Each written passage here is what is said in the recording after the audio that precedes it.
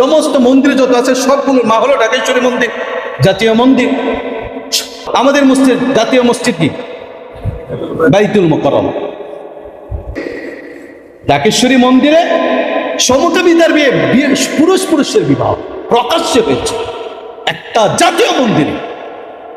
কোন পত্রপত্রিকা ওইভাবে হেডলাইন করা হয় না। আপনি প্রথম আলোর নিউজে যে খুঁজে পাইবেন না এই ব্যাপারে নিউজ। যদি বাইতুল মুকাররমে পুরুষ পুরুষের বিবাহ হইতো তাহলে কি হইতো? সারা বিশ্বের সব বিধায়কগুলো কামড় দিয়ে ধরত। ন্যূনতম এটা শাস্তি ভয় নাই। ওইখানে যারা দায়িত্বশীল ছিল ঢাকেশ্বরীর মন্দিরের, ওই সম্পদগুলোকে শাস্তির আওতায় আনা দরকার ছিল কি ছিল না? কথা বলে ঠিক কিনা? কিন্তু এটা কোনো ব্যবস্থাই হয় না। আর একটা বিবৃতি দিচ্ছে, এটা আমাদের ভুল হয়েছে, বাস শেষ। এটা কি শেষ?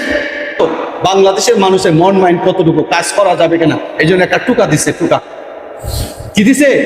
টুকা দিছে।